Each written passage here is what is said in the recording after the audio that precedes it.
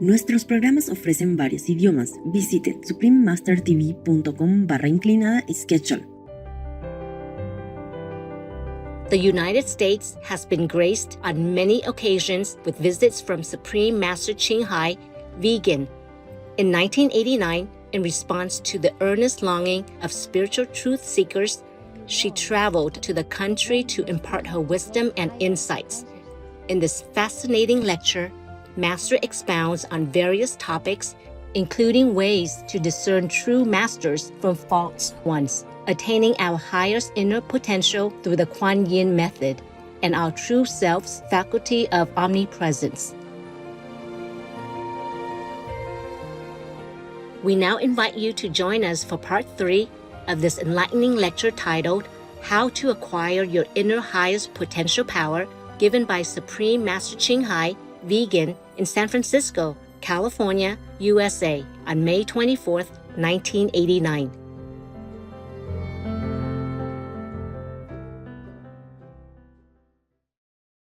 Peace for Ukraine or Ukraine now. Russia, just go home.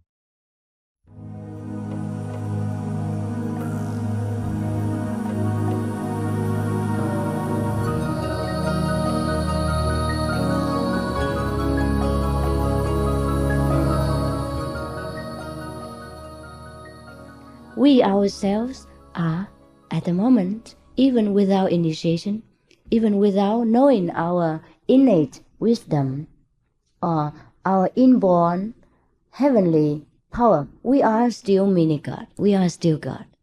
Anytime you manifest love towards your neighbor, towards your children, your friends, your relatives, or anyone in need, at that moment, you manifest God.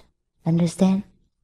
So, the more we manifest this kind of compassion, love, mercy, and wisdom, the more we are near to God. But God, in this sense, is too limited. We can only love 1 or 2 persons, and we can only help a handful of persons at a time. God, in the ultimate sense, can help the whole world. So this is the goal we strive to achieve. That is what the Buddha achieved, what Jesus achieved. Actually, Christ is not his name. You must know, Christ is a title. It's like Buddha is not his name, it's a title. It's to indicate an enlightened being, an almighty power. And when we acquire this power, we become Christ. Maybe Marilyn Christ or Joseph Christ or Smith Christ, because he was Jesus Christ. But we become a different Christ because our names are different. So therefore, we can say Sakyamuni Buddha, or we can say Sakyamuni Christ. It is similar. It's just a different country, they call it a different name. I think there was a Hebrew name for an enlightened master. It's a Messiah name, the name for the Messiah, no? I think it is like that. If you have a Jewish people here, please inform me more. It's just like in Sanskrit, they call an enlightened master a Buddha. Né? And now in modern times, we call him a guru. And they make everybody confused. Why is a guru different from a Buddha? Actually, a real guru is a Buddha. A Buddha means a guru. Guru means a darkness remover. It means the light giver. It means when you associate with this kind of person, he will remove your darkness of ignorance and give you light. Therefore, Jesus say, those that follow me would never walk in darkness. He say, I am the light of the world.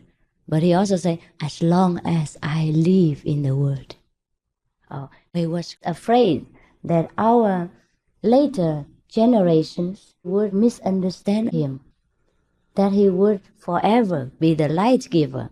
So he had to say, as long as I live in the world, I am the light of the world. He wouldn't say, I'm forever the light of the world. And he say, after I go, I will send some comforter and to bring the later generations home. So do not grieve for him. He means when he dies, another will come. It is like that. Just like when somebody asked Jesus who he was, he said, I forgot the saint's name, but he meant that he is the incarnation of those past saints. Is it not so? Have you read? Yeah, that's good. At least somebody gives me some support. Because sometimes we read the Bible and we quickly forget, or we might overlook this information. And when I talk again, it seems like a very strange information, but in fact it is there. It is ancient information. It's not my information.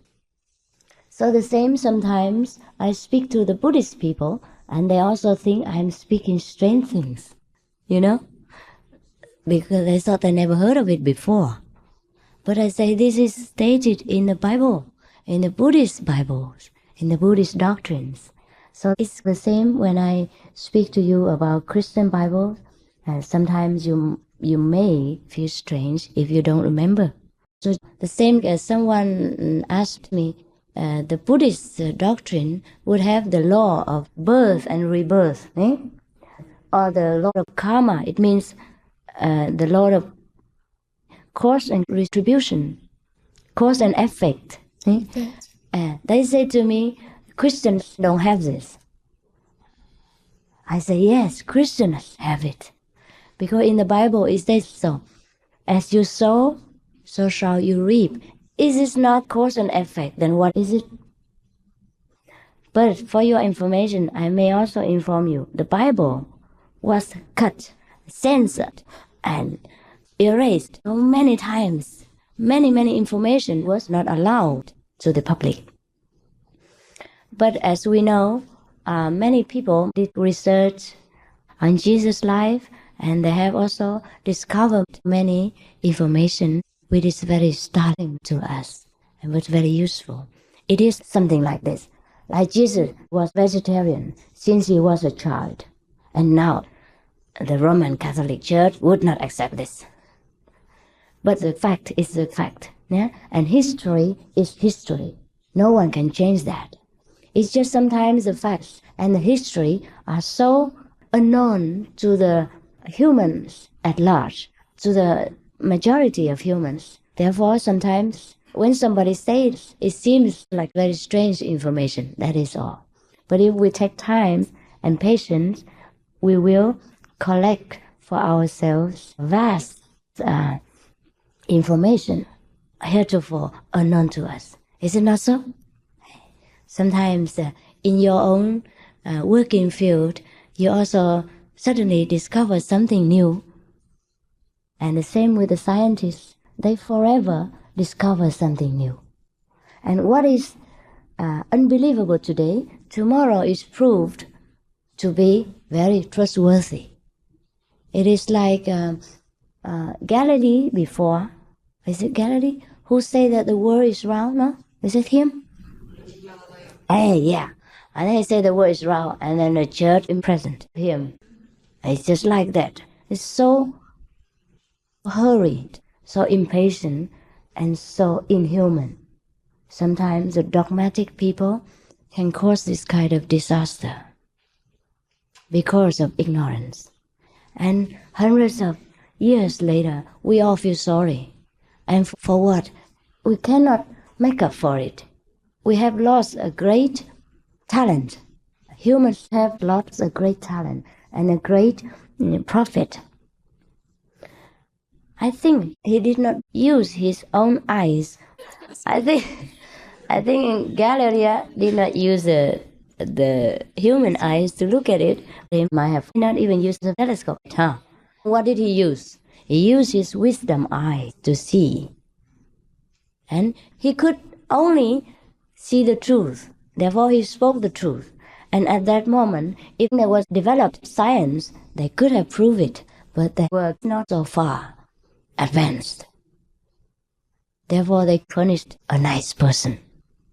After all, didn't care what kind of level he attained, how enlightened he was. He was such a beautiful person, so harmless, innocent, and just imprisoned him like that for nothing. Now, these people are those that acquire their inner wisdom, like Jesus, like Buddha. They were so ahead of their time that people couldn't stand them. We can just say it that way. Therefore, when Buddha was alive, he knew everybody worshipped him. There were many people tried to harm him and tried to kill him and tried to disparage him, tried to blacken his name. When Jesus was alive, of course many people worshipped him, but there were many people harmed him and tried all kinds of tricks to kill him. Even though the church knew that Jesus was innocent, he was still powerless against these wicked people. Similarly, Galileo, he was also so great a person, a prophet of the time. He was so far advanced. Therefore, people could not catch up with him and did not understand his ideas and his wisdom. So therefore, we see science is not always up to date. Now, what we should do is to follow our own wisdom. Most of the scientists, their brains are in very active use. They use a lot of their brain, more than the average person does. Therefore, they discover and invent so many apparatus. They can invent many things to add to our comfort. But what they use is even just a little bit of the wisdom that our Father God has given us since the day of our birth. Now there is a way to use our complete wisdom. And it's so easy that everyone can do it. And if I can do it, just a small person and weighing only 30 or more kilos can do it, I think you're so great, big and tall, you may even be able to use more. And that is our hope for the future. Because we can't always rely on material science. We have to also rely on this kind of spiritual science, which brings us so far in advance into the worlds beyond the world, and that give us joy and meaning to our existence. Because I think more or less most of us always wonder, what is human existence for? Why is that God make us live only 400 years and then he would let us die? It seems a waste of time.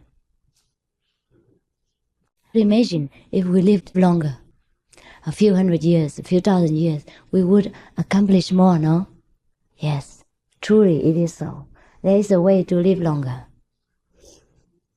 But we do not live longer in this body. We have to live longer in a different body. There are some bodies that can endure several hundred years. There are some bodies that can endure several thousand years. There are some kind of bodies that can endure several millions of years. And there is a body that can live forever. And that body is a wisdom body. And we have to use a wisdom method to achieve it. Just like we use a medical method to achieve a medical doctorate degree. And we use a wisdom method to achieve our wisdom body. With this wisdom body, we fear no fire, no water, no disaster of any kind. And we feel no pain of anything. I have no words in the human language which I can think of to truly convey to you, my brothers and sisters, this greatness of our wisdom, of our Christ power inborn within us, what we call the heavens within, lo and behold, the heaven is within you. Everybody says it like that, and everybody knows that. But if you ask them, what is heaven? And where is it within? And what does that heaven do to me when I carry it around 24 hours every day? What could it do for me? What is its use to me? What is the use of that heaven within me that I'm every day miserable, struggling in this meaningless world, and I have to deal with all kinds of vexations and jealousies and all kinds of, from inside and outside, bad influence. And then what is the use of you talking to me about this heaven? Yes, I would agree with you. It's no use. Only if we know it, we possess it, we make use of it, then it begins to become useful. Otherwise, you can carry it 100, 1,000, 1,000,000, billions of years, and it makes you nothing more than just a human, a worm, or a lion, or a tiger, be what you may.